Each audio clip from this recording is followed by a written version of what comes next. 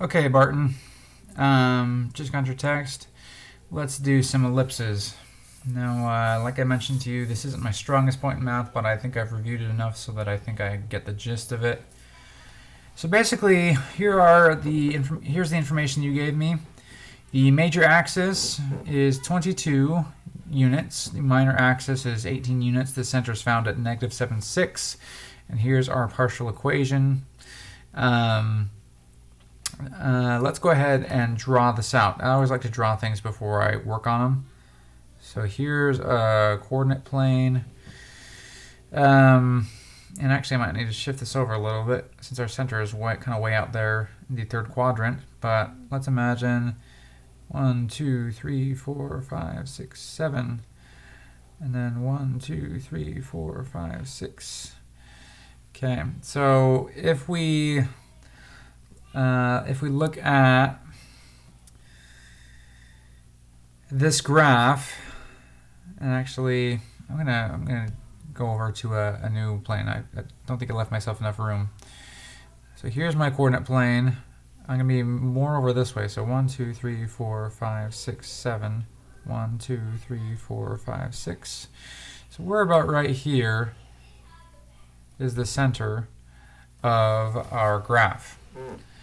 Now they told us that the major axis is 22 units, the minor axis is 18 units. But basically what that means is the boundaries of this ellipse, the long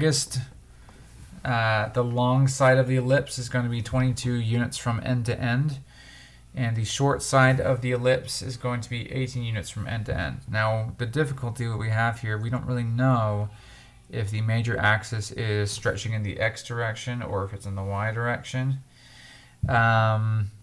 So that's kind of what we need to figure out first.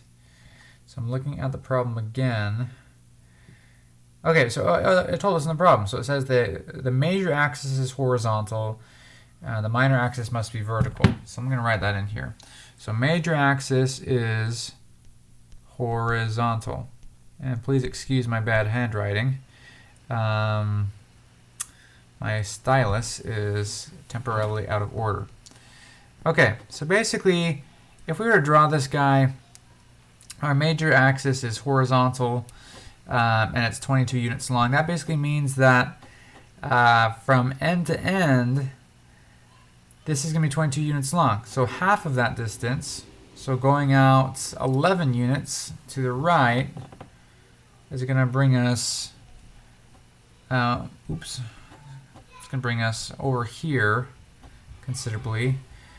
So this is going to go basically pretty far over. So imagine an ellipse that goes like this. Now we know that this distance right here is 11 because that's half of our major axis length. We know that this whole distance right here is 18, which means this distance right here must be 9.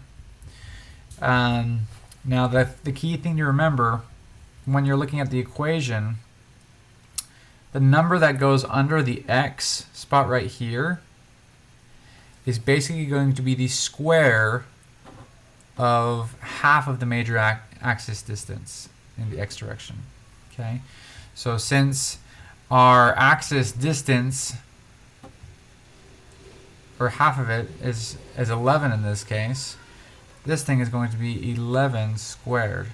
Okay, same thing goes for what goes under the y. Since our y direction from the center to the vertex in the y direction is 9, what goes under the y is 9 squared. Okay, so that should get you to where you need to be for the first two answers. Now, of course, you're going to need to simplify this. So 11 squared is obviously 121, and 9 squared is 81. So these two guys are going to be what you enter in for what goes in the denominator. And then the last question, they want to know the distance from C to the foci. So I don't know how much you know about ellipses, but in ellipses, You have the vertices, which are basically the far points in any direction of your oval. Your focus is basically a point about which your curve travels. So like, I think here is probably a good indicator of where the focus is on this side. And if you go over here, this is probably a good estimate of where the focus is. So you kind of see how this this curve kind of travels around this focus. That's kind of what it's asking for. So it wants to know for the final thing what this distance is right here, the distance from your center to your focus. And the way you do that is basically by using Pythagorean theorem. Okay. So hold on to these two numbers in your brain for a second because we're going to use them in just a second. So let's say we've got our ellipse. I'm going to draw it much neater this time. So it looks something like this. Here's our center. Here's our two foci, or focuses, plural. Here's our vertices right here, right here, right here, and right here. Okay, so these are the points we're interested in. We already know this distance. Okay, that distance is 11. Let me draw an arrow. That's 11. We also know this distance. This distance is 9. Okay? To figure out what, I'm going to switch colors. To figure out what just this distance is, we can use a triangle. Okay? It just so happens that if you take this 11 distance right here, that is literally going to stretch the same distance from your focus to your minor axis vertex. Okay? Doesn't look like it because my drawing is not to scale, but that's literally what happens. Okay? So basically what happens is we get a triangle that looks like this. This distance is 11, this distance is 9. We don't know what this guy is, our focus, that's what we're trying to figure out. But if you've ever used Pythagorean theorem before, it's basically a squared plus b squared equals c squared. So 9 squared plus x squared is equal to 11 squared. Because remember, c squared refers to our hypotenuse, which is our 11 in this case. So if we solve for our x, that should get us what our focus is. So 81 is 9 squared.